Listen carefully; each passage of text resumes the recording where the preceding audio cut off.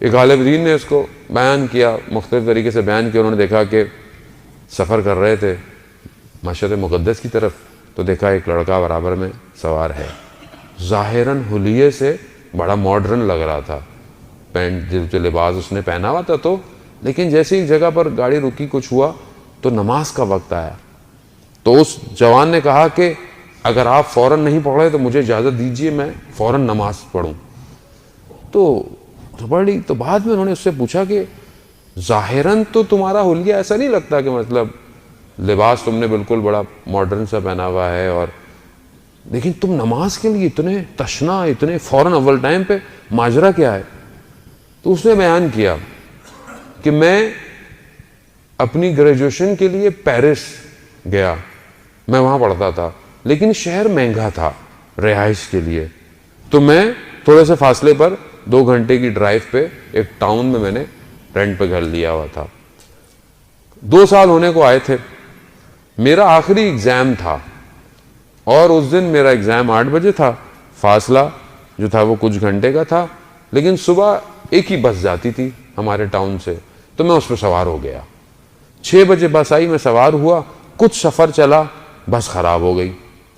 اب جب بس کے ڈرائیور نے دیکھا، کافی دیر کوشش کی کرنے کی، کچھ نہیں ہوا، تو میں ہائی وے پہ چلا گیا. کچھ اور بھی لوگ تھے کہ شاید کوئی سواری مل جائے جو شہر تک لے جائے، لیکن دور دور تک کوئی سواری نہیں تھی.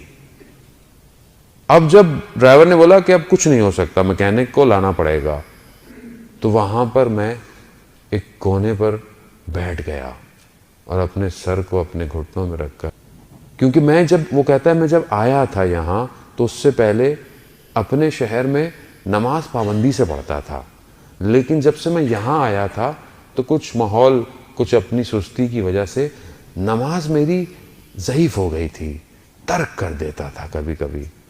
اس وقت مجھے شدید احساس ہوا.